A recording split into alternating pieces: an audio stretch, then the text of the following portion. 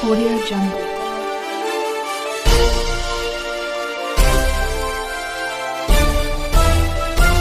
Audio Jungle. प्रथमतः अण्णांच्या अर्धपुतळ्याचं पाहुण्यांच्या हस्ते पूजन होत आहे. रयत शिक्षण संस्थेचे संस्थापक पद्मभूषण डॉक्टर कर्मवीर पाटील यांच्या अर्धपुतळ्याचं पुष्प अर्पण करून या ठिकाणी मान्यवरांच्या हस्ते प्रतिमापूजन संपन्न होत आहे. महाविद्यालयाचे स्वातंत्र्य पौर्णिमा सांस्कृतिक विभाग यांच्या संयुक्त विद्यमानावेळी आजच्या या स्वातंत्र्योत्सव प्रदर्शन आणि विविध दूरदर्शन कार्यक्रमासाठी उपस्थित सर्व मान्यवर विद्यार्थी आणि प्राध्यापक सहकारी बंधूंचं या ठिकाणी सहर्ष स्वागत. मान्यवरांच्या हस्ते या ठिकाणी प्रतिमापूजन उद्घाटन या ठिकाणी संपन्न होणार आहे.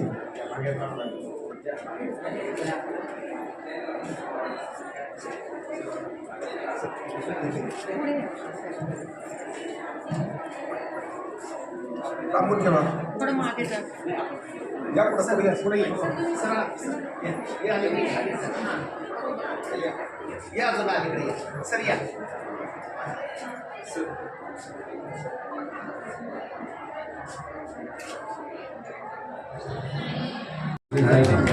त्याचबरोबर महेंद्र कदम भारतीय सर डॉक्टर संगीताची सुरुवात करत आहोत. प्रथमतः या ठिकाणी प्रतिमापूजन संपन्न होत आहे.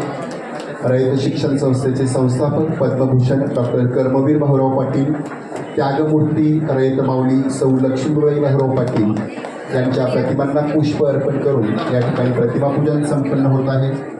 त्याचबरोबर आजच्या कार्यक्रमाच्या प्रमुख मान्यवरांच्या उपस्थितीमध्ये दीपप्रज्वलन करून या कार्यक्रमाचं उद्घाटन या ठिकाणी संपन्न होत आहे. टाळ्यांच्या कडकडाटात आपण या ठिकाणी हे उद्घाटन झालेलं आहे असं जाहीर करूया.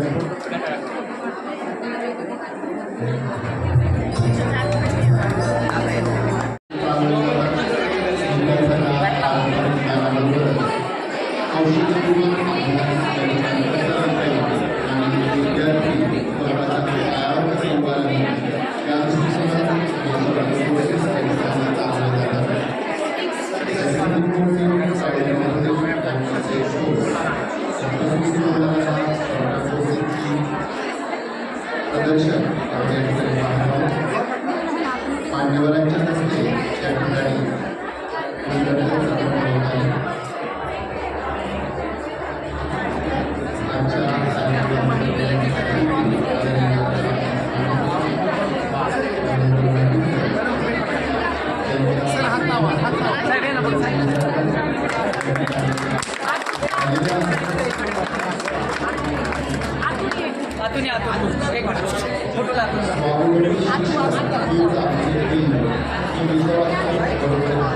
वाटचाल करणारी एकशे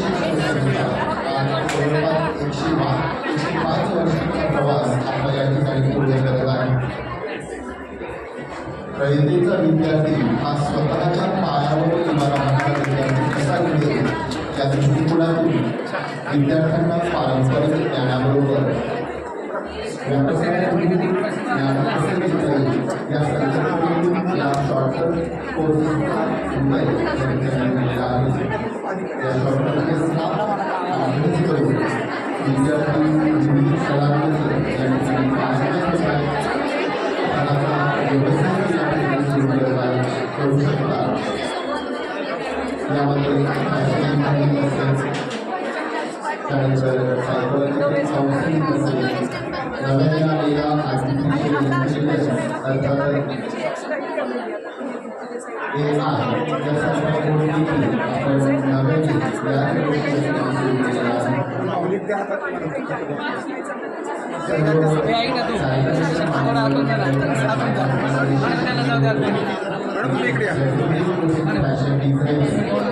या कोर्ससाठी आमच्या महाविद्यालयाच्या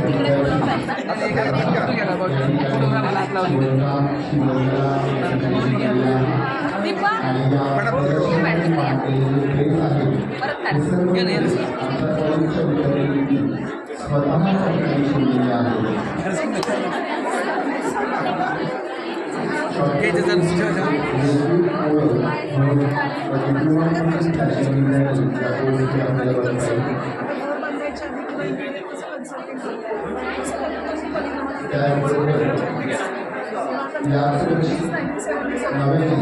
आर्टिफिशियल इंटेलिजन्स अर्थात AI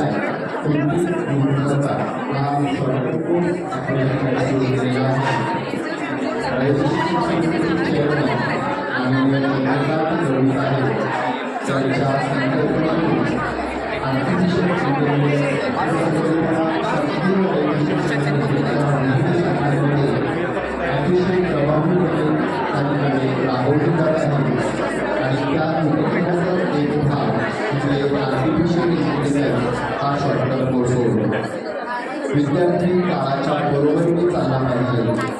ChatGPT, जेमिनी, AI यासारख्या विविध तंत्रज्ञानाच्या क्षेत्रामध्ये विद्यार्थी मागे राहता कामा नये या उद्देशाने हा AIचा कोर्स या ठिकाणी या वर्षापासून सुरू केला आहे आणि या कोर्सला अगदी विद्यार्थी समूह आहे. या कोर्सचे सर्व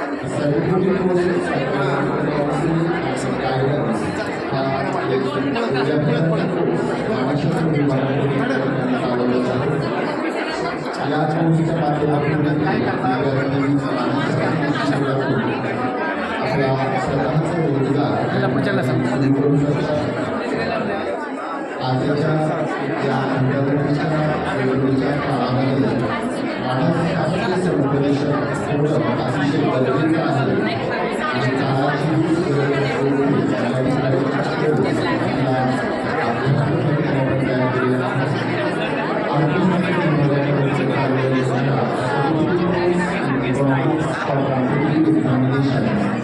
स्पर्धा परीक्षा सांगा ना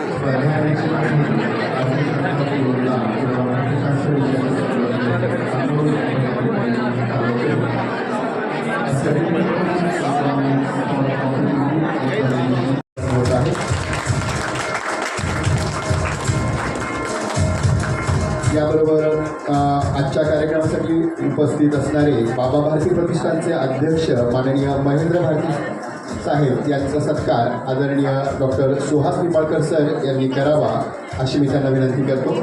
महात्मा फुले स्नेहवस्त्र ग्रंथभेट आणि गुलाब पुस्तकी हा सत्कार संपन्न होत आहे.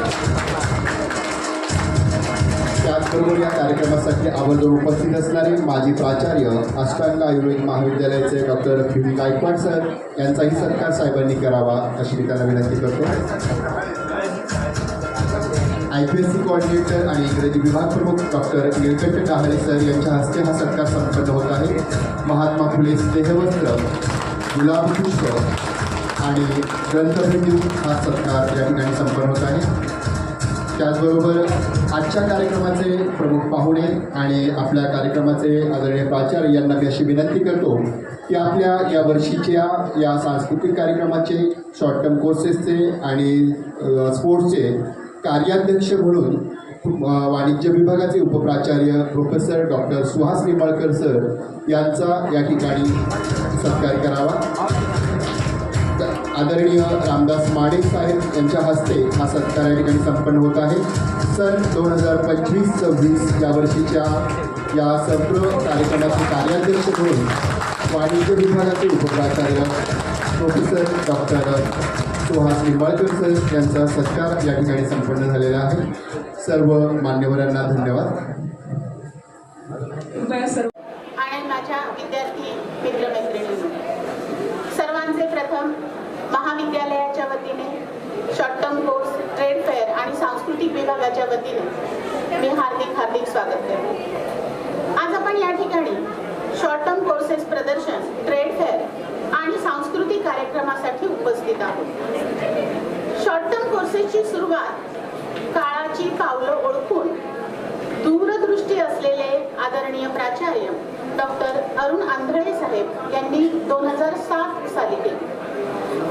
बरीच वर्ष या कोर्सेसची जबाबदारी कला विभागाच्या उपप्राचार्या आदरणीय professor doctor Kamayani Surve madam या सांभाळत होते. सध्या काही वर्षांपासून या कोर्सेसचं काम अतिशय जबाबदारीने आदरणीय डॉक्टर वैशाली खेडकर मॅडम अतिशय उत्कृष्टपणे सांभाळत आहेत. विद्यार्थ्यांना स्वतःच्या पायावर उभं राहण्यासाठी सक्षम बनवणं हा या शॉर्ट टर्म कोर्सेसचा उद्देश आहे. सध्या महाविद्यालयामध्ये 40 पेक्षा जास्त शॉर्ट टर्म कोर्सेस चालतात. कौशल्य विकासातून आर्थिकदृष्ट्या सक्षम बनवण्यासाठी मार्केटिंग जमणं अतिशय महत्त्वाचं आहे. विद्यार्थ्यांमध्ये मार्केटिंग स्किल विकसित करण्यासाठी आज ट्रेड फेअरचं आयोजनही करण्यात आलेलं आहे. सध्या प्राध्यापक व विद्यार्थ्यांनी या आपल्या ट्रेड फेअरमध्ये सर्वच प्राध्यापक आणि विद्यार्थ्यांनी भाग घेतलेल्या विद्यार्थ्यांना प्रोत्साहित करावं अशी मी सर्वांना विनंती करते. त्याचप्रमाणे कौशल्याबरोबरच सांस्कृतिक कौशल्यानाही म्हणजे शैक्षणिक कौशल्याबरोबरच सांस्कृतिक कौशल्यांनाही प्रोत्साहित करण्यासाठी दुपारी 3 ते 6 या वेळेत सांस्कृतिक कार्यक्रमाचंही आयोजन करण्यात आलेलं आहे.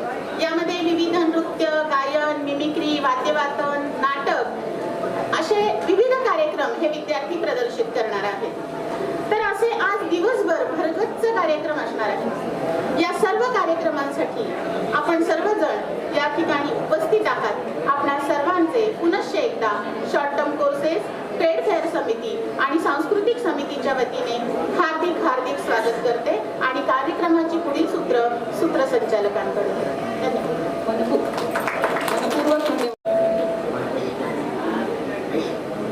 धन्यवाद मॅडम. आजच्या कार्यक्रमासाठी आपल्यामध्ये उपस्थित असणारे आंतरराष्ट्रीय ख्यातीचे धाडसी उद्योजक आणि माने ग्रुप ऑफ कंपनीचे संस्थापक व सर्वेसर्वा माननीय श्री रामदास माने सर यांचे आमच्या महाविद्यालयात हार्दिक स्वागत. एका साध्या शेतकरी कुटुंबातील मुलगा एक स्वतःची वायरमॅनचा कोर्स कंप्लीट करून पुण्यासारख्या शहरात येतो आणि इतकं मोठी क्रांती घडवून आणतो असे आपले रामदास माने सर. 1993 मध्ये सुरू केलेल्या माने ग्रुप ऑफ कंपनीजने थर्मोकॉल मशिनरी उत्पादनात क्रांती घडवली. आज भारतातील बहुतांश थर्मोकॉल मशीन्स या त्यांच्या कंपनीतून पुरवल्या जातात. त्यांच्या उत्पादनाची निर्यात 45हून अधिक देशांमध्ये केली जाते. हजारो लोकांना रोजगार देणाऱ्या या यशस्वी साम्राज्यामुळे त्यांना थर्मोकॉल मॅन ऑफ इंडिया ही उपाधी देण्यात आली.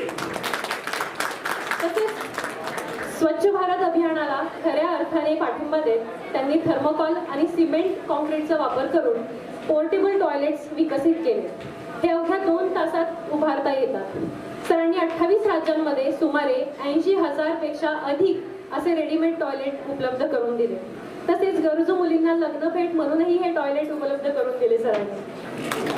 अशा प्रकारे अनेक गावांना निर्मल ग्राम बनवण्यात त्यांचे महत्त्वाचे योगदान आहे. त्यामुळे त्यांना टॉयलेट मॅन ऑफ इंडिया असेही संबोधले जाते. त्यांच्या या जिज्ञासू वृत्तीमुळे जगभरातील अनेक देशांचा त्यांनी प्रवास केलेला आहे. तेथील टेक्निकल म्युझियम पाहण्याचा सरांचा आवडता छंद आहे. त्याच प्रेरणेने सरांनी त्यांच्या गावात दहिवडी येथे जगातील आणि भारतातील पहिले थर्मोकॉल म्युझियम उभारलेले आहे आणि हे म्युझियम मुलांना बघण्यासाठी मोफत आहे सर. हे सरांनी त्यांच्या भाषणातून क्लिअर केले होते. असे धाडसी, जिद्दी आणि समाजाभिमुख व्यक्तिमत्व आज आपल्या महात्मा फुले महाविद्यालयात उपस्थित आहेत. माननीय रामदास माने साहेबांचे आपल्या महाविद्यालयाच्या वतीने मी हार्दिक स्वागत करते. तसेच आजच्या कार्यक्रमाच्या दुसऱ्या प्रमुख अतिथी माननीय शिल्पा देशपांडे मॅडम या मराठी माध्यम जगतातील वरिष्ठ पत्रकार, प्रसिद्ध निवेदिका, सूत्रसंचालिका आणि माध्यम तज्ज्ञ म्हणून ओळखल्या जातात. सोलापूरमधून पत्रकारितेची सुरुवात करणाऱ्या शिल्पा मॅडम यांनी ईटीव्ही मराठी, तरुण भारत, सोलापूर वृत्तदर्शन यांसारख्या माध्यमांमध्ये न्यूज अँकर म्हणून काम केले. सध्या त्या all India radio Akashvani Pune येथे नैमित्तिक उद्घोषक म्हणून कार्यरत आहेत. तसेच कायझन मीडिया पुणे या संस्थेच्या संचालिका म्हणून त्या सांस्कृतिक, साहित्यिक, सामाजिक आणि सांगीतिक कार्यक्रमांचे आयोजन आणि सूत्रसंचालन करतात. त्यामध्ये गझल कार्यशाळा, कवी संमेलने, साहित्यिक परिसंवाद, ज्येष्ठ साहित्यिकांवरील रंगमंचीय कार्यक्रम अशा अनेक कार्यक्रमांचा यात समावेश होतो. 2023 ते 24 मध्ये तब्बल 250हून अधिक कार्यक्रमांचे निवेदन मॅडमनी केलेले आहे. त्यातील विशेष म्हणजे माननीय गृहमंत्री श्री अमित शहा यांच्या कार्यक्रमाचे नियोजन व सूत्रसंचालन, तसेच शिवछत्रपती क्रीडा पुरस्कार, वैकुंठ मेहता राष्ट्रीय संस्थानाचे स्टार्टअप पुरस्कार अशा प्रतिष्ठित सोहळ्यांमध्ये मॅडमचे योगदान विशेष ठरलेले आहे. त्यांच्या या उत्कृष्ट कामगिरीसाठी मनोरमा साहित्य पुरस्कार 2025, उद्धव काडाडे स्मृती पुरस्कार 2024, महिला सन्मान पुरस्कार 2024, बेस्ट अँकर अवॉर्ड अशा अनेक अवॉर्ड्स मॅडमला प्राप्त झालेले आहेत. नुकतेच टॉक शो विथ जिप्सी या मराठीतील पहिल्या पर्यटक संवादक कार्यक्रमाची सुरुवात करून मराठीतील पहिले शायर भाऊसाहेब पाटणकर यांच्यावर पूर्ण महाराष्ट्रभर कार्यक्रम मालिका सध्या मॅडम राबवत आहेत. त्यामुळे मराठी शायरी आणि साहित्याचा प्रसार होत आहे. अशा बहुआयामी, सर्जनशील आणि समाजाभिमुख व्यक्तिमत्वाच्या माननीय समूह शिल्पा देशपांडे मॅडम यांचे आपल्या महात्मा फुले महाविद्यालयात मी हार्दिक स्वागत करते. धन्यवाद मॅडम. सामाजिक प्राचार्य डॉक्टर पांडुरंग भोसले साहेब, खाली घ्यायचं असेल त्याला दिलं कर. कार्याध्यक्ष प्रोफेसर डॉक्टर सुहास निंबाळकर, माननीय प्राध्यापक भाऊसाहेब सांगळे साहेब, उपप्राचार्य विज्ञान शाखा प्रोफेसर डॉक्टर संगीता आयवळे, उपप्राचार्य कला professor doctor Kamiyani Surve, professor Dattatray Ingane sir life member, आणि खरोखर ज्यांनी अतिशय सुंदर माझा परिचय करून दिला. मला वाटतं मला ते काय ठेवतात का नाही सांगायला अशी मला भीती वाटत होती, पण त्यांनी थोडक्यात आटपलं ना आपल्याशी संवाद करण्यासाठी मला थोडासा जागा दिली. त्या अतिथी त्या माननीय सीमा डोंगिरे मॅडम अतिशय मगाशी आल्या आम्ही ज्यावेळी व्यासपीठावरती बसलो त्यावेळी एक सुंदर अशी स्वर्गातली परी दिसली मला, आणि ती स्वर्गातली परी म्हणजे आमच्या प्राचार्य साहेबांच्या बाजूला बसलेली माननीय शिल्पा देशपांडे मॅडम, माननीय डॉक्टर भीम गायकवाड साहेब की माजी प्राचार्य जे आयुर्वेदाचे महाविद्यालयाचे ते प्राचार्य आहेत, माननीय महेंद्र भारती साहेब जे अध्यक्ष आहेत, आणि माननीय सुमन शिंदे हा, आणि आजच्या ज्या कार्यक्रमासाठी आपण जे समोर बसलेले जे पुढच्या काळातले धीरूभाई अंबानी, टाटा आणि बिर्ला या सर्वांचं मी स्वागत करतो. मित्र हो, ऐशे निशियाची बळ तुका म्हणे त्याची फळ. आमच्या भोसले साहेबांनी गेल्या 2 महिन्यापासून त्यांच्या मनामध्ये एक इच्छा होती की आपल्या या प्रांगणामध्ये अशा पद्धतीचे छोटे स्टॉल उभा करून नवीन विद्यार्थ्यांना, नवीन उद्योजकांना उद्योजक घडवण्यासाठी, कारण कुठलीही गोष्ट एकटा माणूस काहीच करू शकत नाहीये. त्याच्यामुळे जरी समजा भोसले साहेब जरी असतील तर त्यांच्याबरोबर 40 माणसाचं बँड जे आहे त्या 40 माणसाच्या बँडमुळे हा कार्यक्रम अतिशय सुंदर आणि आयोजन, नियोजन, संयोजन झालेलं आहे. एकटे भोसले साहेब काहीच करू शकत नाहीयेत. त्यांनी सगळ्याला जबाबदाऱ्या दिल्या आणि त्याच्यामुळे हा एवढा देखणा कार्यक्रम आज मला बघायला मिळतोय. त्यांच्या खांद्याला खांदा लावून माननीय प्रोफेसर सुहास निंबाळकर साहेब गेल्या 10 वर्षापूर्वी औंधला त्यांनी एक कार्यक्रम घेतला होता आणि आज त्याची 10 वर्षापूर्वीची आठवण आज मला करून दिली. मला सांगायला गर्व वाटतो. आमच्या निंबाळकर साहेबांच्या कॉलेजला कार्यक्रम झाला, त्याच्या अगोदर आमच्या रयत शिक्षण पिंपरीला एक कार्यक्रम 17-18 वर्षापूर्वी झालेला होता आणि तिथं माननीय भोसले साहेबांनी मला तिथं बोलवलेलं होतं. आज त्या बॅचचे कमीत कमी 15 उद्योजक तयार झालेले आहेत आणि 5-5 कोटीचं टर्नओव्हर करतायत. की आवर्जून मुलं मला भेटायला येतात, साहेब आमच्या पिंपरी कॉलेजला पण आला होता आणि आपलं तिथं आम्ही तुमचं प्रेरणादायी भाषण ऐकलं आणि आम्ही त्यावेळी ठरवलं की बाबा आता नोकरीच्या मागं लागायचंच नाही, आपल्याला उद्योगच करायचा आहे. आणि खरोखर आज मी आपल्या सगळे जेवढे स्टॉल धारक आहेत त्या सर्वांचं मी अभिनंदन करतो.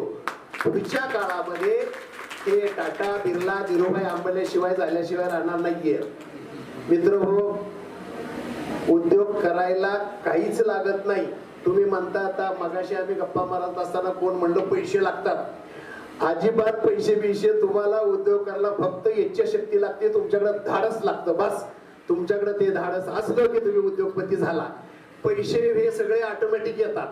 म्हणजे बऱ्याच वेळा लोक कारण सांगतात की अरे मला धंदा करायचा आहे, माझ्याकडे पैसेच नाही, मला धंदा करायचा आहे, माझ्याकडे जागाच नाहीये, मला धंदा करायचा आहे, मला अमकच नाहीये. ही फक्त कारणं आहेत. तुमची फक्त इच्छाशक्ती असली की तुमचा उद्योग यशस्वी झाल्याशिवाय राहणारच नाही. तर हे सगळ्यात महत्वाचं आहे. मित्र हो, मला इथं जे आवर्जून बोलवलेलं आहे की आता जे उद्योजक आहेत ते आता चालतायत, त्यांना मला पळवायचं आहे आणि जे पळतायत त्यांना स्पीड मध्ये पळवायचं आहे. तर त्याच्यासाठी मला इथं बोलवलेलं आहे. नुसतं मी भाषणात म्हटलं की उद्योजक व्हा असं होत नाही. भाषणातनं उद्योजक होत नाही. त्याच्यासाठी तुम्हाला मेहनत करावी लागते, कष्ट करावं लागतं, प्रामाणिकपणे धाडस करावं लागतं. आणि ह्या जर सगळ्या गोष्टी झाल्या तर तो यशस्वी उद्योजक झाल्याशिवाय राहत नाही. तुमच्या प्रामाणिकपणामुळं, तुमच्या प्रामाणिक कष्टामुळं तुम्ही उद्योग करत असताना कुणाचाही बापाचा बाप तुम्हाला रोखू शकत नाहीये. तुम्ही प्रामाणिकपणे कष्ट करा, तुम्ही धाडस करा. आणि पुढच्या काळात तुम्हाला मी सांगतो की प्रश्न असा आहे की शिक्षणाबरोबर स्किल फार महत्वाचं आहे. जे आज मला इथं दिसलं की नुसतं शिक्षण घेतलं तर नोकरी मिळू शकते आणि ती नोकरी कुठल्याही टाईपची आवश्यकते, जसं आता आमचे प्राचार्य साहेब बसलेले आहेत. म्हणजे नोकऱ्या तुम्हाला 1-2 लाखाची नोकरी शिक्षणामुळे होऊ शकते, पण तुम्हाला जर मोठं व्हायचं असेल तर ते मोठं होण्याबरोबर कुठलं तरी स्किल पाहिजे. आणि ते जर स्किल असेल तर 2 लाखाच्या नोकरीच्या नादाला कशाला लागायचं, आपण 10 लाख महिन्याला कमवूया ना. आणि ते फक्त उद्योगातच शक्य होतं. हे माझं उदाहरण आहे. मी स्वतः ते अनुभवलेलं आहे. आधी केलं आणि मग सांगितलं. मित्र हो, माझा अनुभव तुम्हाला संक्षिप्त मध्ये सांगणार आहे. तुम्हाला आयुष्यात मोठं होत असताना की तुम्हाला आयुष्यामध्ये अनेक अडचणी येतील.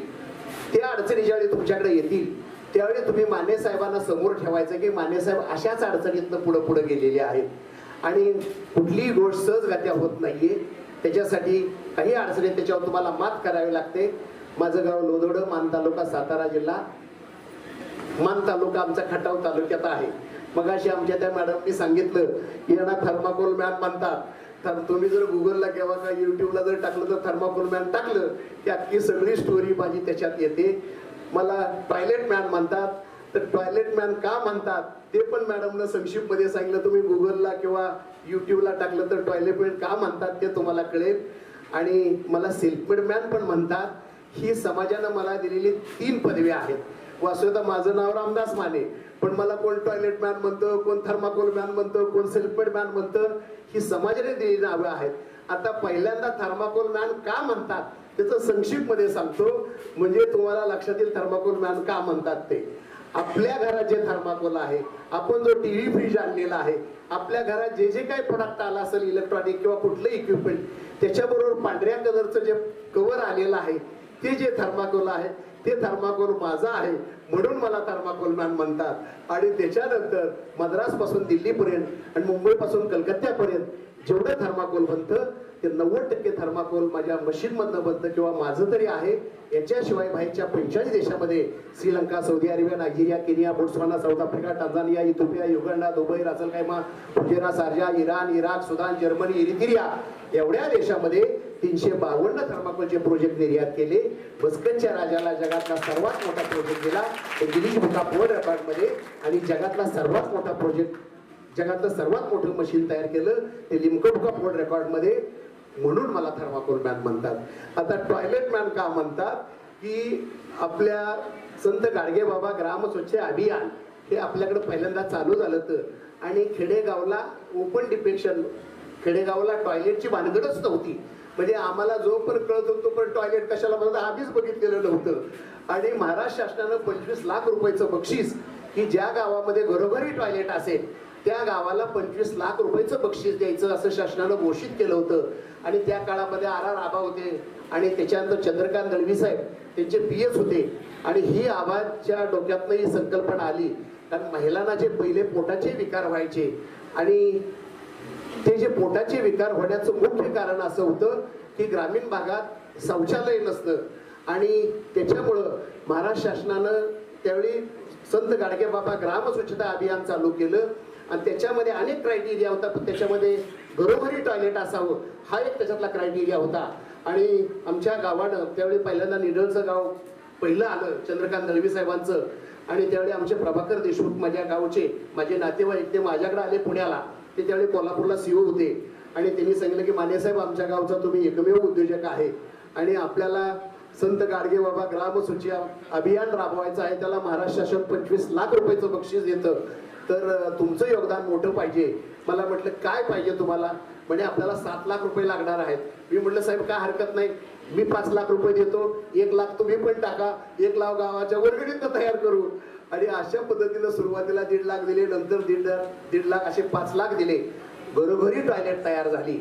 आणि त्याच्यानंतर ज्यावेळी नितीन करीर, विकास देशमुख ही मंडळी आमचं ज्यावेळी गाव बघायला आले होते आणि त्यावेळी मगाशी मी भाषणामध्ये सांगितलं विकास देशमुखांना वॉशरूमला जायचं होतं तर मला म्हटले की अरे आम्ही नेमकं ग्रामपंचायतीत बसलेलो, देशमुख साहेब म्हणले आपल्या बंगल्यावरती घेऊन जा. आम्ही तिकडे गेलो आणि येताना म्हटले की माने साहेब जर समजा ग्रामपंचायतीला जर 2 टॉयलेट असेल, एक लेडीजसाठी एक जेंट्ससाठी, तर तुमचं गाव इलिजिबल होईल पहिल्या क्रमांकासाठी. त्या काळात ग्रामीण भागामध्ये सहजासहजी टॉयलेट बनवायला त्याला गवंडी लागायचा. ग्रामीण भागात तसे गवंडी त्या काळात नव्हते. आणि त्याच्यानंतर एका जागेवर ते मटेरियल पण मिळायचं नाहीये. एका ठिकाणी वाळू आणायची, एका ठिकाणी सिमेंट आणायचं, एका ठिकाणी संडाचं भांडं आणायचं आणि त्याला जे सगळं बनवायला लागणार तो गवंडी तो आमच्या गावात नव्हता, तो पिंपरी गाव पलीकडच्या बाजूला आहे त्या गावात आम्हाला तो गवंडी बोलावा लागायचा. आणि आम्ही पटकन त्यावेळी मी पटकन 30,000 आमचे ग्रामसेवक आणि सरपंचांना दिले. त्यांना म्हटलं बाबा ते 2 टॉयलेट पटकन करून घ्या, पुढच्या 5-6 दिवसात महाराष्ट्र शासनाची टीम येणार आहे. आणि त्याच्यानंतर ते त्यांनी सगळं मटेरियल आणायला सुरुवात केली. सातारवरनं ते संडाचं भांडं घेऊन आले, मसवडवरनं सिमेंट घेऊन आले आणि आलं तर त्या दिवशी एवढा जोरदार रपाटून पाऊस पडला ते अख्खं सिमेंट सगळं भिजून गेलं. आणि त्याच्यानंतर आता देशमुख साहेबांना त्यांनी आमच्या सरपंचांनी फोन केला होता, सिमेंट आणलं पण सगळं भिजलं. तर ते म्हणे माने साहेबांना सांगा, मला सांगून मी काय कर, मी पैसे द्यायचं काम केलं. तर मला देशमुख साहेबांचा फोन आला की माने साहेब तुम्हीच ह्याच्यात काहीतरी सोल्युशन काढा. तर मी म्हटलं ते पिंपरीचे गवंडे आहेत त्यांना बोलवा. ते म्हणे माझ्या पुरीचं लग्न जमलं, मला काय आता जमणार नाही 8 दिवस. म्हणजे ग्रामीण भागातल्या अडचणी अशा असतात. त्याच्यानंतर देशमुख साहेबांनी सांगितलं की बाबा तुम्ही एवढं मोठं कार्य केलंय, चांगलं कार्य, थोड्यासाठी आपल्या हातातोंडातला घास आता निघून जाईल. कारण 2 टॉयलेटची अत्यंत गरज होती. आणि त्यावेळी मला ती आयडिया सुचली, त्याच्यात इनोव्हेशन सुचलं. मी त्या दिवशी रात्रभर झोपलो नाहीये. एक मोल्ड बनवला, त्याच्यामध्ये थर्माकोल सँडविच केलं, आरशी डिझाईन केलं आणि ते 2 टॉयलेट त्या मोल्ड मधनं तयार केले. आणि त्याच्यानंतर मला परत देशमुख साहेबांचा फोन आला की काय झालं हो माने साहेब? म्हटलं साहेब मी R&D केली, एक प्रयोग केलाय, तो सक्सेस झालेला आहे, अजूनही 1 दिवस त्याला वाढायला पाहिजे. आणि दुसऱ्या दिवशी आम्ही ते काढलं. मी गावाला 198 टॉयलेट आम्ही बनवली. त्या टॉयलेटपेक्षा तुम्हाला सांगतो 10 पटीनं आमचं हे टॉयलेट चांगलं झालं, अर्ध्याच तासात टॉयलेट तयार झालं. तर हे 2 टॉयलेट आम्ही घेतले, गावाला तिथं ते नेलं. त्या काळामध्ये ग्रामीण भागात क्रेन नव्हत्या, ते तिघाड असायचं विहिरीचं, ते दगड काढायचं, ते तिघाड आणलं, ते उचललं, ट्रक बाजूला काढला आणि त्या जागेवर ठेवले. आजही तुम्हाला सांगतो 18 वर्षांतर गेलं ते टॉयलेट तिथंच अजून जाग्यावर आहेत. महाराष्ट्र शासनाची टीम आली अख्खं गाव त्यांनी बघितलं आणि त्याच्यानंतर पुढच्या 4 ते 5 दिवसातच आमच्या लोधवडे गावाला 25 लाख रुपयाचं बक्षीस मिळालं. ही त्या टॉयलेटची किमया प्रभाकर देशमुखांनी आवर्जून की त्या ग्रामसभेमध्ये म्हणजे मानेसाहेबांच्यामुळे आपल्याला मानेसाहेबांचं खूप मोठं योगदान मिळालं, त्याच्यामुळे आपल्या गावाला 25 लाख मिळाले आणि त्या ग्रामसभेमध्ये 25 टॉयलेटची ऑर्डर आम्हाला बुक झाली. आज मला तुम्हाला सांगायला आनंद वाटतो, गर्व वाटतो. आम्ही 90,000 टॉयलेट भारताच्या 28 स्टेटमध्ये दिलेले आहेत. ना नफा ना तोटा धर्तीवरती.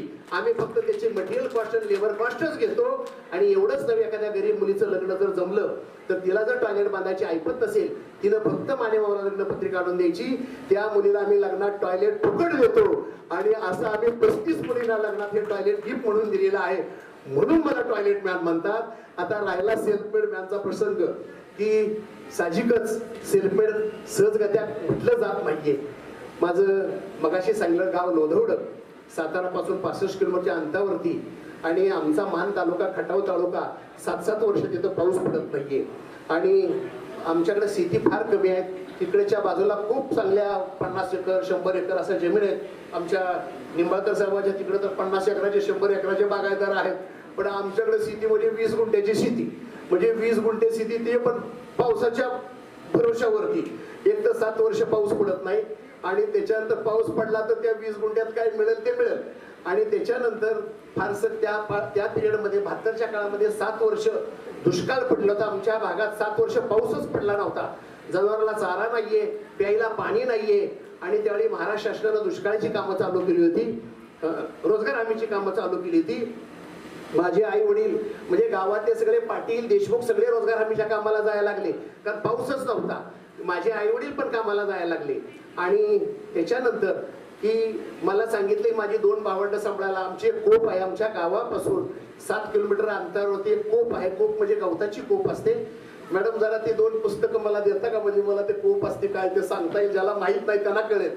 बर, तर त्या कुपीमध्ये मला 2 भावंड माझी 2 भावंड सांभाळायची माझ्याकडे जबाबदारी. आई वडील काळेवाडी म्हणून तिकडं आहे त्या भागामध्ये ते रोजगार हमीच्या कामाला गेले. आणि मी त्यावेळी 4.5 वर्षाचा आणि 4.5 वर्ष असताना माझा भाऊ 8.5 वर्षाचा आणि बहीण 3 वर्षाची, ही दोन्ही भावंड मला सांभाळायचं काम होतं.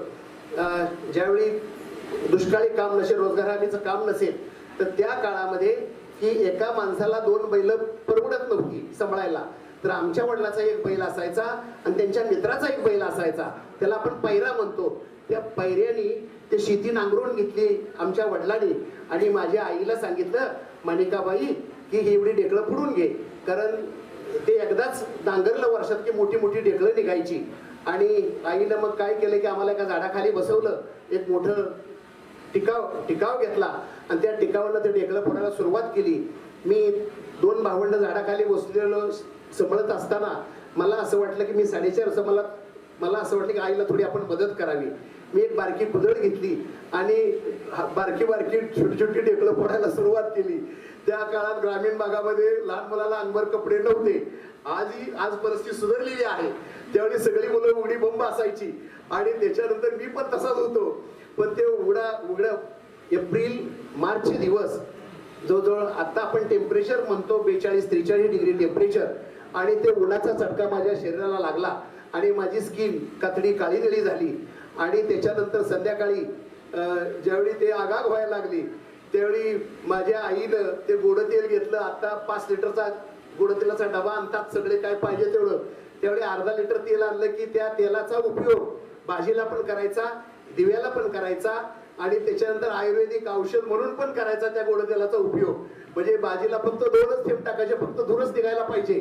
आता महिलांच्याकडे 5 लिटरचा डबा दिला तरी 15 दिवसात संपवतात का काय ते त्यांची त्यांनाच माहिती.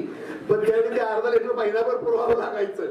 आणि त्याच्यानंतर ते आगाग व्हायला लागल्यानंतर की आईनं आपलं 2 मोठं तेलाचे घेतले, जिथं आगाग होती तिथं लावलं.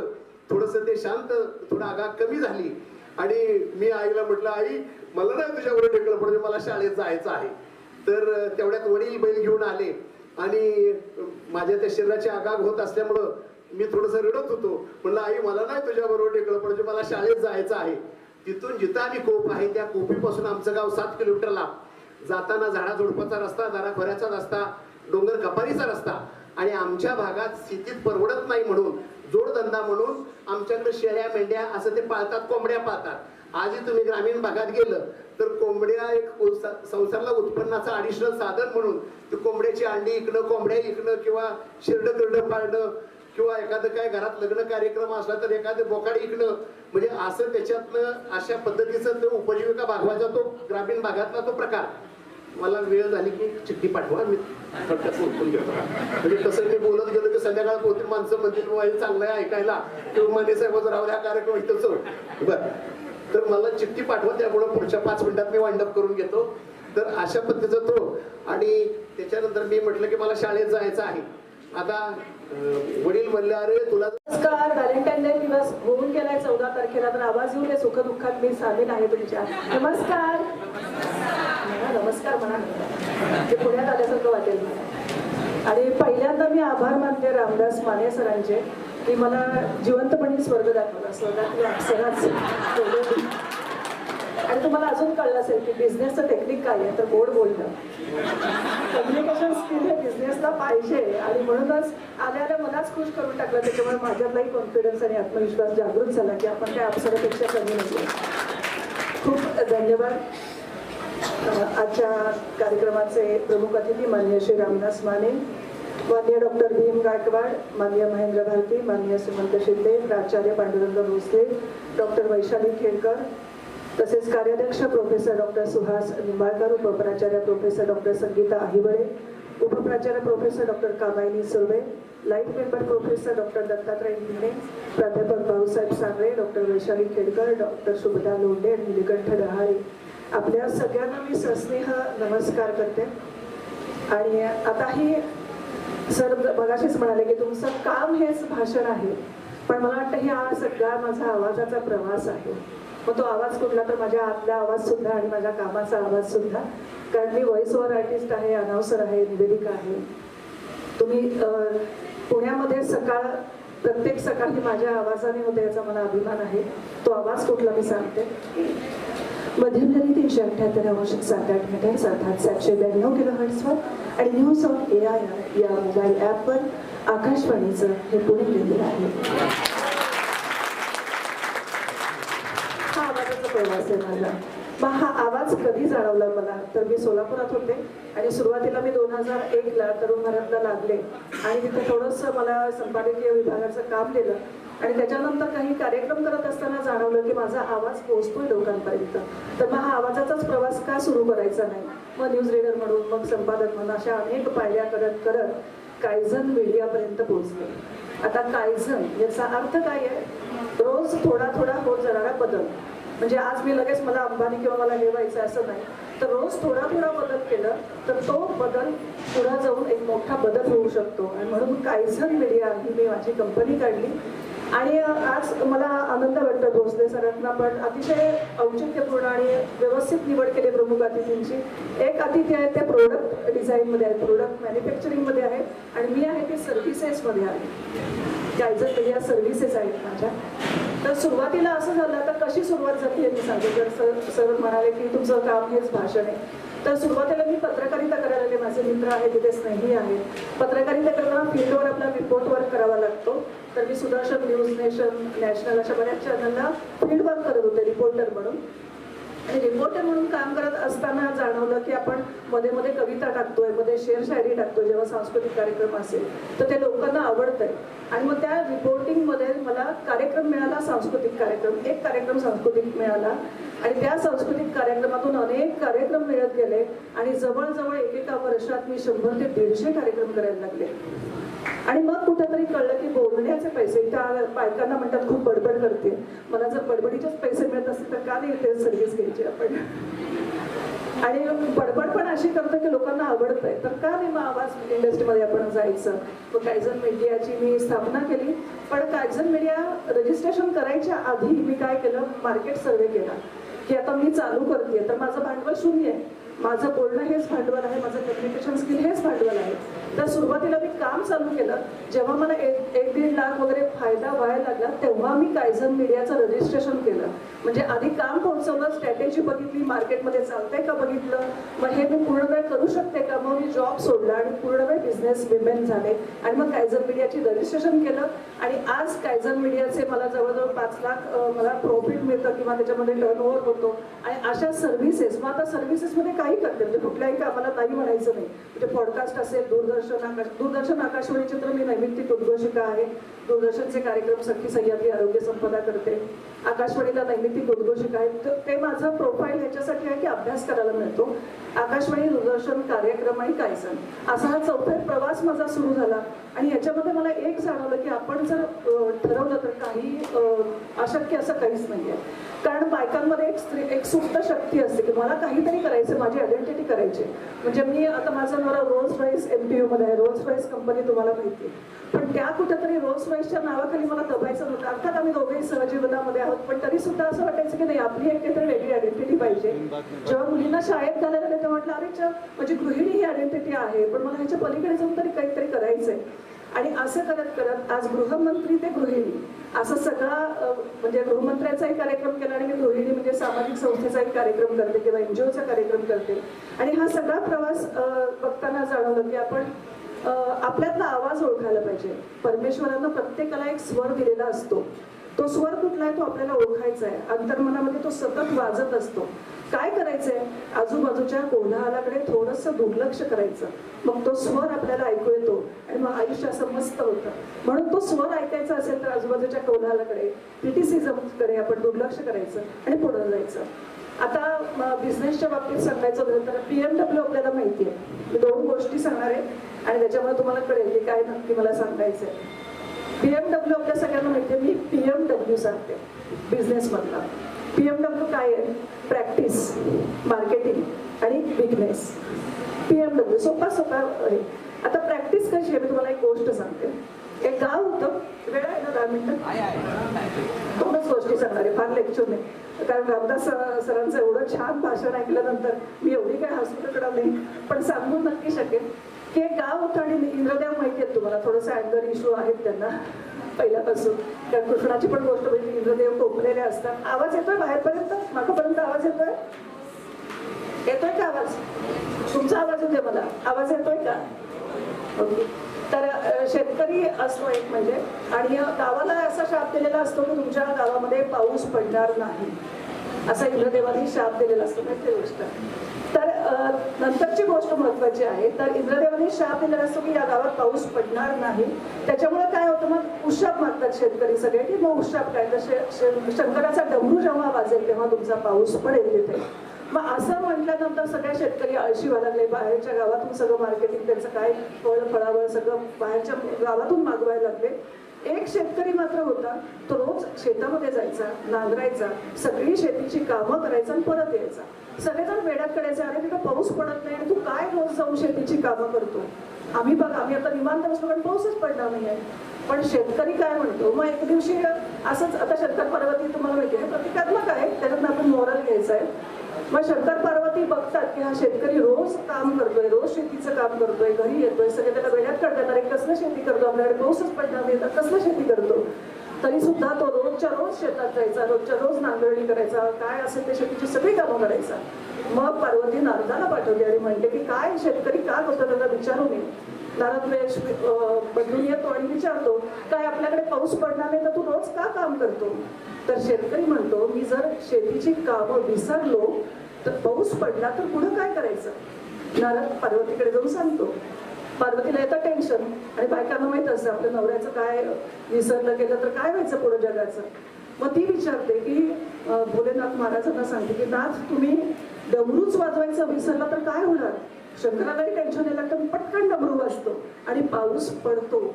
सगळ्या शेतकऱ्यांची शेती तशीच असतात पण त्या शेतकऱ्याचं शेत मात्र भरून येतं आणि कब पता आहे की शिव का डमरू बन जाए. आणि हा डमरू म्हणजे तुमची अपॉर्च्युनिटी आहे. हा डमरू म्हणजे तुमची अपॉर्च्युनिटी आहे. म्हणजे आपण प्रॅक्टिस सतत करत राहिली पाहिजे.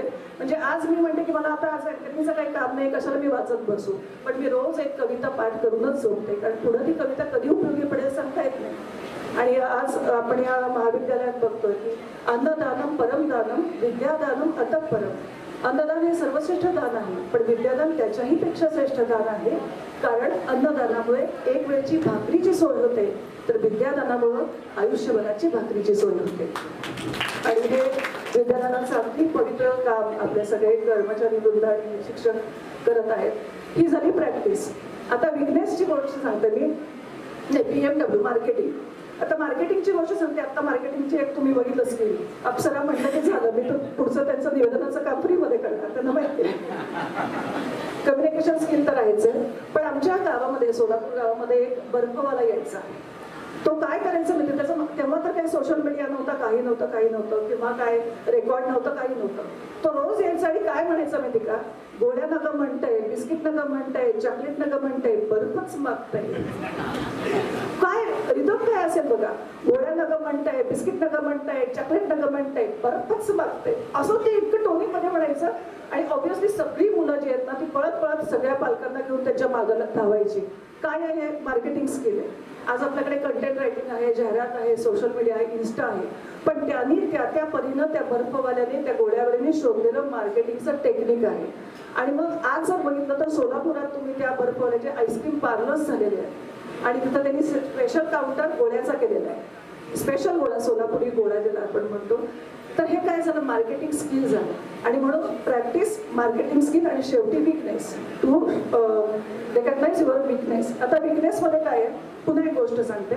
एक पुजारी होता आणि तो घंटानाद करायचा देवळामध्ये, आणि रोज घंटानाद करून त्याला काय महिन्याला पैसे मिळायचे. रोजच्या रोज आरतीच्या वेळेस, काकडा आरती असेल, संध्याकाळची आरती असेल, रोजच्या रोज घंटानाद करायचा आणि आपली गुजराण करायचा. मग तिथे ट्रस्टी होते, सगळे जे काही पुजारी आणि सगळेजण होते तिथे. मग विदेशी लोक सुद्धा यायला लागले, कारण त्या देवळाचा लौकिक एवढा वाढला की बाहेर गावात नसेल, परदेशात नसेल, सगळी लोक तिथे यायची. आणि मग ट्रस्टी लोकांना असं वाटलं की त्यांना कम्युनिकेट करायला तुम्हाला इंग्लिश यायला पाहिजे. सगळ्यांना सांगतात की आता इंग्रजी शिकायला पाहिजे. मग ह्या पुजाऱ्यांनी जनरली घंटा काय इंग्रजीमधून वाजवणार आहे का, माझी घंटा जी वाजवणार ती माझ्या मनातून वाजवणार आहे, इंग्रजी शिकायची गरज नाही. मग असं करत करत ट्रस्टी मानायला तयार नाही, तू आता इंग्रजी शिकलं नाहीस तर तुला मी काढून टाकतो कामात. त्याला कामावरून काढलं गेलं. आता आपली सगळी काय सोर्स कमी पडला, इन्कम सोर्स सगळा बंद पडला. काय करायचं तर त्यांनी सर्व्हे केला, मार्केट सर्व्हे केला की या देवळाच्या आसपास कुठंही चहाची टपरी किंवा चहाचं दुकान नाहीये, व्यवसाय नाहीये, काहीच नाहीये. तर त्यांनी पहिल्यांदा चहाची टपरी सुरू केली. चहाची टपरी सुरू केल्यानंतर थोडा तो वाढत मग कॅन्टीन सुरू केलं, मग हॉटेल सुरू केलं. असं करत करत करत हॉटेलचा व्यवसाय तो 5 स्टार पर्यंत आला. चहाच्या टपरीपासून 5 स्टारचा हॉटेल झाला, हॉटेलचा मालक झाला. आणि या हॉटेलमध्ये मग ते परदेशी सगळे व्यावसायिक किंवा परदेशी लोक तिथे येऊ लागले. त्यांच्याशी मोडक्या तोडक्या इंग्रजीमध्ये तो बोलायला लागला. आणि त्यांच्यासोबत एक जण आलेला म्हटलं की अरे तू आता 5 स्टारचा एवढा मालक आहेस 5 स्टारचा, तर तू इंग्रजी का बोलत नाही. तो म्हटला जर मी इंग्रजी शिकलो असतो तर घंटाच वाजवत बसलो असतो. आज मी इंग्रजी शिकलो नाही म्हणून धडपड केली आणि म्हणून मी आज घंटा न वाजवता 5 स्टार हॉटेलचा मालक आहे. तर त्यांनी काय केलं तर आपली विकनेस जी आहे ती स्ट्रेंथ केली. म्हणजे आपली विकनेस होती इंग्रजी नाही ना, तर मला जे करता येतं, माझं जे स्किल आहे ते स्किल मी या मार्केटमध्ये आणणार. म्हणून PMW हे जर आपण मंत्र लक्षात ठेवलं तर नक्कीच मला वाटतं बिझनेस कुठलाही अवघड नाही. आणि मला वाटतं पहिल्यांदा काय की आपल्यामध्ये ती आत्मशक्ती पाहिजे की आपल्याला काहीतरी करायचंय. आणि एकदा आजच्या कार्यक्रमाचे 5 मिनिट. पद्मभूषण डॉक्टर कर्मवीर भाऊराव पाटील, महात्मा फुले, सावित्रीबाई फुले, लक्ष्मीबाई भाऊराव पाटील यांना मी नम्र अभिवादन करतो. Short term courses, trade fair आणि सांस्कृतिक कार्यक्रमाच्या उद्घाटनाच्या निमित्तानं आपण आज एकत्र आलेलो आहोत. शॉर्ट टर्म कोर्सेस आणि ट्रेड फेअरचं उद्घाटन झालेलं आहे. सांस्कृतिक कार्यक्रमाच्या उद्घाटनाची नांदी झालेली आहे. कार्यक्रम आपला जेवणानंतरचा असेल. आदरणीय माने साहेबांनी आपल्याला त्यांचा समग्र जीवनपट उलगडून दाखवलेला आहे. एका सर्वसामान्य स्तरामधला एखादा माणूस किती उंची गाठवू शकतो याचं या ठिकाणी एक वेगळं अशा स्वरूपाचं अनुभव उदाहरण आपल्या समोर आहे. कोप हा शब्द खरं तर आपल्या अलीकडच्या ज्यांना माहिती नसेल तर तुम्ही सांगितलेला तर कोप हा शब्द कुठं गुगलला सर्च करून बघा. जी झोपडी त्याच्यामध्ये आपल्याला इथं बसणं सुद्धा शक्य नसतं, उभा राहता येत नाही, वाकूनच जायचं आणि वाकूनच बाहेर यावं लागतं. अशा परिस्थितीतून एवढा पुढं येणारी माणसं तर बऱ्याच वेळेला असेल. आमच्याकडे मोठी माणसं म्हणजे शून्यातून मोठी झालेली माणसं आम्ही सातत्यानं बोलवत असतो. त्याचं कारण असं आहे की हा रयतचा प्रकरण हा तन्वीरांनी करून दिलेला पाया आहे, जो बहुजनांच्यासाठी, सर्वसामान्यांच्यासाठी, वाड्या वस्त्यांवरती राहणाऱ्या माणसांच्यासाठी, आदिवासी पाड्यांच्यावरती राहणाऱ्या माणसांसाठी हे संस्था काम करते. आणि म्हणून आपण जो आदर्श आमच्या समोर उभा केला, आपल्या प्राध्यापक बंधूंच्या समोर उभा केला. प्राध्यापक बंधू भगिनींना सुद्धा माझी विनंती असेल, विद्यार्थ्यांना विनंती असेल, माने साहेबांचा आपण सल्ला घेऊया. माने साहेबांचं एकूणच कार्य पाहिल्यानंतर म्हणजे भारावून जातो माणूस. आपण सुद्धा भारावून गेलेलो आहोत आणि म्हणून आम्ही त्याचा एक गौरवग्रंथ आपण करणार आहोत. त्याची माहिती घेऊन आपल्या ठिकाणी त्यासाठी लेख लिहिणार असाल तर त्याचं सुद्धा मी या निमित्तानं स्वागत करेन. साहेबांनी त्यांचा जीवनपट आपल्याला थोडंसं कॅशबॅक पद्धतीने सर्व त्यांनी गोष्टी सांगितल्या.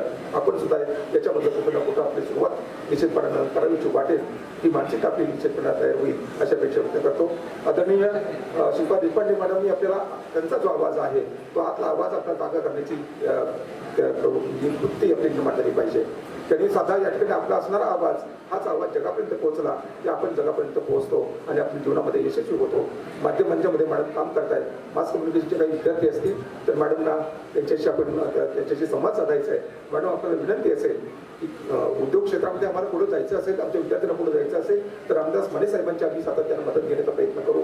आणि माध्यमांच्या मध्ये आम्ही आमचे प्राध्यापक बंधू आहेत, भगिनी आहेत, विद्यार्थी बंधू भगिनी आहेत, यांना माध्यमांच्या साठीचं मार्गदर्शनासाठी आपण कधीतरी आपण स्वतंत्रपणे त्यावरती बोलू.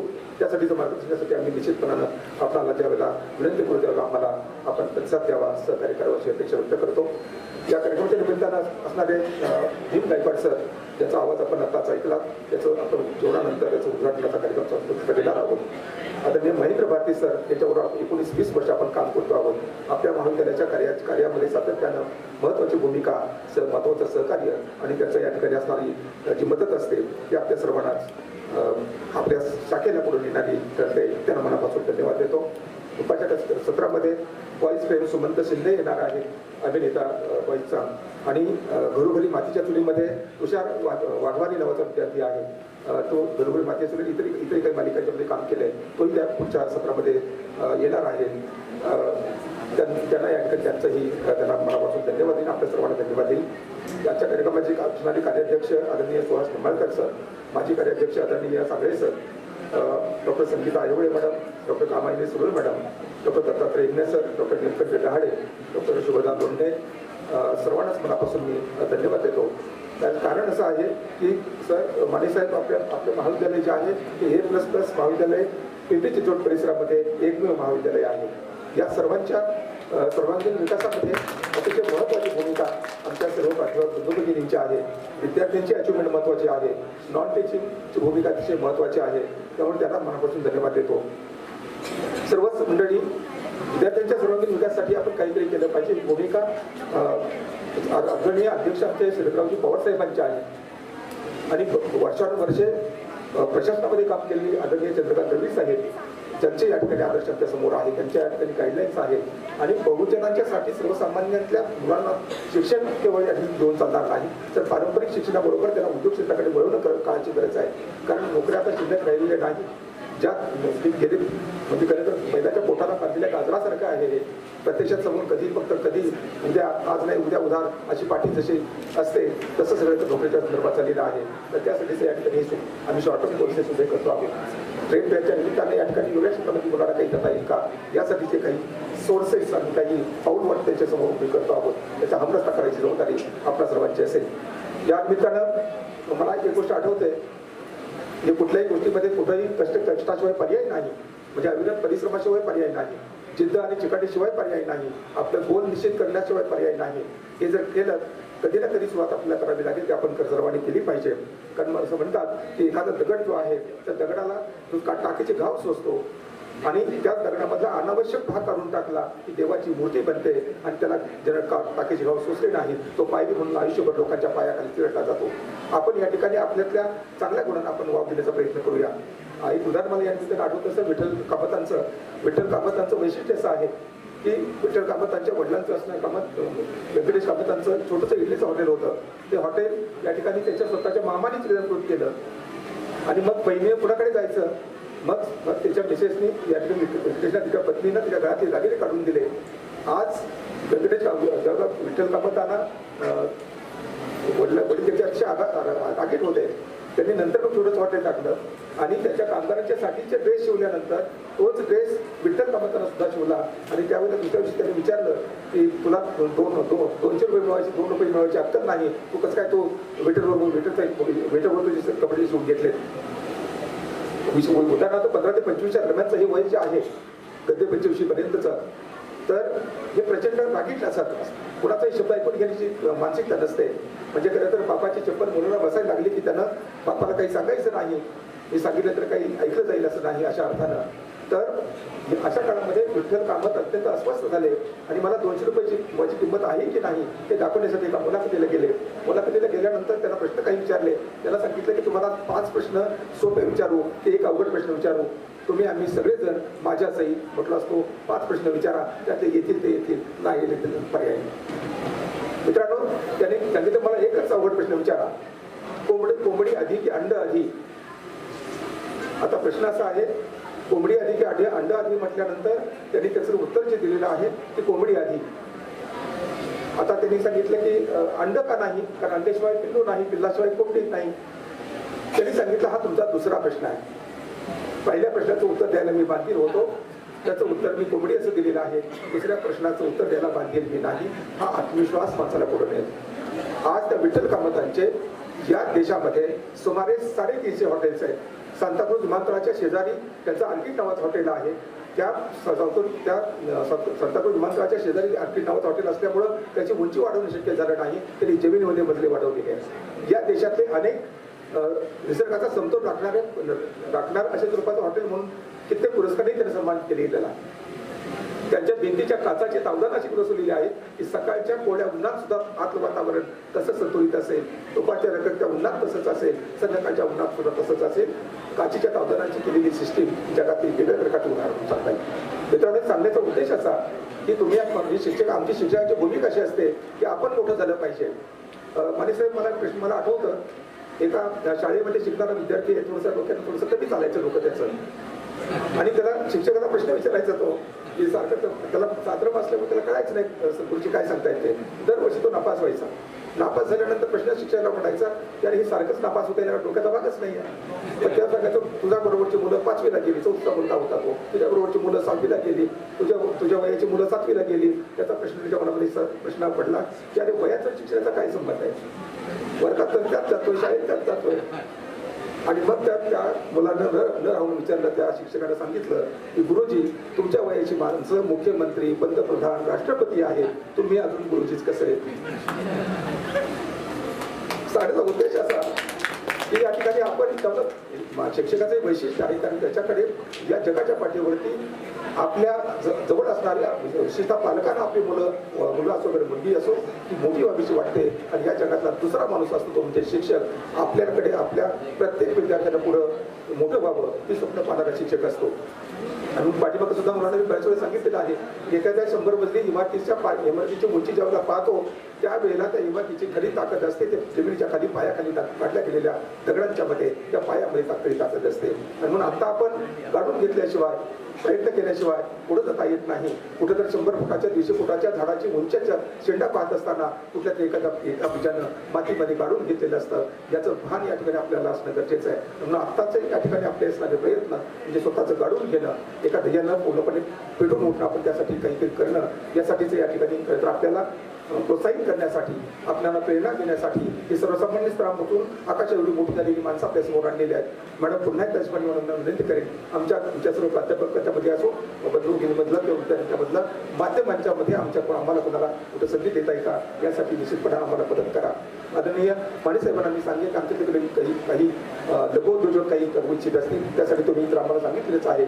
आम्ही निश्चितपणाने तुमच्याकडे माहितीसाठी येऊ, आम्हाला सहकार्य करा. आपण सर्वांनी या ठिकाणी मोठं होण्याचे स्वप्न बघूया, त्या आपल्या सर्वांच्या स्वप्नाची पूर्ती व्हावी एवढी अपेक्षा व्यक्त करतो आणि थांबतो. धन्यवाद. राष्ट्रगीत होईल आणि त्यानंतर कार्यक्रमाची सांगता होईल. धन्यवाद सर. आभाराचाही भार वाटणार नाही एवढ्या कमी वेळात मी माझे काम करणार आहे. या short term courses, trade fair आणि सांस्कृतिक कार्यक्रमाच्या उद्घाटन समारंभासाठी उपस्थित प्रमुख अतिथी माननीय श्री रामदास माने साहेब, आपला जीवन संघर्ष आम्हा सर्वांसाठी अत्यंत प्रेरणादायी आहे. तुमच्यावरची पुस्तके आम्ही वाचली, तुमचे व्हिडिओज आम्ही बघितले, पण तो जीवन संघर्ष आज तुमच्या तोंडून ऐकताना प्रचंड ऊर्जा मिळालेली आहे. साहेब, आपण आलात, महाविद्यालयाच्या वतीने आपले मनस्वी आभार. यानंतर आवाजाच्या दुनियेतील सुंदर असं व्यक्तिमत्व ज्यांचा आपण फक्त आवाज ऐकतो आणि त्याच्यावरून कल्पना करतो, तर ते आज प्रत्यक्षदर्शी आपल्याला बघायला मिळाला. अशा दुसऱ्या प्रमुख पाहुण्या माननीय शिल्पा देशपांडे मॅडम, आपण आलात, आम्हा सर्वांना मार्गदर्शन केलं, आपल्या प्रति ही महाविद्यालय आभार व्यक्त करत आहे. यानंतर माझी प्राचार्य आणि सुंदर आवाजाचे धनी असं म्हणेल मी, माननीय डॉक्टर भीम गायकवाड साहेब, आपणही आलात. सांस्कृतिक कार्यक्रमाच्या उद्घाटनाचे आपण प्रमुख पाहुणे आहात, पण त्याची एक झलक आपण इथे आपल्या सुंदर आवाजाने दाखवली. सर, आपल्या प्रति ही महाविद्यालय आभार व्यक्त करत आहे. यानंतर आपल्याला ज्याचं नेहमीच सहकार्य लाभतं असे बाबा भारती प्रतिष्ठानचे अध्यक्ष माननीय महेंद्र भारती साहेब, आपण आलात आणि आपलं सहकार्य नेहमीच राहतं, तसं तिथून पुढेही राहील, हे आपली उपस्थिती आम्हाला दरवेळेस आश्वस्त करते. त्याबद्दल सर आपले महाविद्यालयाच्या वतीने मनस्वी आभार. यानंतर या कार्यक्रमासाठी उपस्थित राहणार आहेत आणि जे सांस्कृतिक कार्यक्रमाचं मुख्य आकर्षण आहे, माननीय सुमंत राजेंद्र शिंदे, जे बॉईज या मराठी फिल्मचे कलाकार आहेत, तेही इथे येणार आहेत. त्यांच्या प्रतीही मी आभार व्यक्त करेल की त्यांनी आपलं निमंत्रण स्वीकारलेलं आहे. यानंतर कार्यक्रमाचे अध्यक्ष आणि महाविद्यालयाचं दिशादर्शक नेतृत्व, ज्यांचं सहकार्य आणि मार्गदर्शन नेहमी लाभत असतं, आणि फोटोसाठी पुढे बोलवल्यानंतर मी उभं राहिलो तर 4 मागचे लोक दिसत नाहीत म्हणून फोटोला न येणारे आमचे दिशादर्शक नेतृत्व, आमचे प्राचार्य प्रोफेसर डॉक्टर पांडुरंग भोसले सरांचेही मी मनापासून आभार मानते. यानंतर वार्षिक क्रीडा महोत्सवाचे कार्याध्यक्ष, महाविद्यालयाच्या वाणिज्य शाखेचे उपप्राचार्य professor doctor Suhas Nimbalkar sir, आपणही उपस्थित राहिलात आणि महत्त्वाचं म्हणजे आपलं सहकार्य, हसत खेळत मार्गदर्शन आम्हाला खूप प्रेरणा देतं. सर, आपल्या प्रतीही मी आभार व्यक्त करते. यानंतर सांस्कृतिक विभागाच्या प्रमुख डॉक्टर शुभदा लोंढे, ज्यांनी या कार्यक्रमाचं अगदी संक्षिप्त प्रास्ताविक केलं. मॅडम, आपलेही आभार. पाहुण्यांचा अतिउच्च परिचय करून दिला, ज्यांचं पाहुण्यांनीही खूप कौतुक केलं, अशा आमच्या ट्रेड फेअरच्या समन्वयक नवोदित सहकारी प्राध्यापक सीमा ठोंगिरे मॅडम, आपलेही आभार. यानंतर कार्यक्रमाचं खूप सुंदर असं सूत्रसंचालन करणारे आमचे प्राध्यापक संग्राम गोसावी सर आणि प्राध्यापक अनुप्रिया प्रभू मॅडम, खूप सुंदर असं संचालन आपण केलं, आपले मनपूर्वक आभार. यानंतर सर्वात महत्त्वाचं म्हणजे ज्या लोकांचं पडद्यामागचे कलाकार असं म्हणूयात की जे नेहमी मार्गदर्शन करत असतात, पण बऱ्याचदा त्यांचा हे पूर्ण यथोचित असा सन्मान होत नाही, पण सगळेच कमिटीतले सगळेच जे सहकारी आहेत ते सगळे या कार्यक्रमाला यशस्वी करण्यासाठी जे राबत आहेत, सगळेच सहकारी अप्रत्यक्ष आणि प्रत्यक्षपणे सहकार्य करणारे सगळ्यांचे आभार. स्टेजवर उपस्थित दोन्ही विद्याशाखेच्या उपप्राचार्य professor Ahiwade madam, professor Surve madam, Rayat Shikshan संस्थेचे life member professor doctor Dattatray Hingane sir, IQC coordinator doctor Nilkanth Dahale sir आणि समोर उपस्थित सर्व महाविद्यालयाचा स्टाफ, नॉन टीचिंग स्टाफ, आपल्या सर्वांचं या कार्यक्रमाला सहकार्य लाभलं त्यासाठी मी आपल्या सर्वांचे आभार व्यक्त करते. आणि सरते शेवटी ज्यांच्यासाठी आणि ज्यांच्यामुळे कार्यक्रम होत असतात असे आमचे लाडके विद्यार्थी, ज्यांनी अहोरात्र मेहनत घेतलेली आहे सर्व स्टॉल उभं करण्यासाठी आणि यानंतरचा कार्यक्रम जो आहे कल्चरल प्रोग्राम करण्यासाठी, त्या सर्व विद्यार्थ्यांचे मी मनापासून इथे आभार मानते आणि अध्यक्षांच्या परवानगीने हा कार्यक्रम इथे संपला असे घोषित करते. बहुजन सैनिक महाराष्ट्र लाईव्हला लाईक करा, शेअर करा, सबस्क्राईब करा आणि बेल आयकॉनवर क्लिक करा.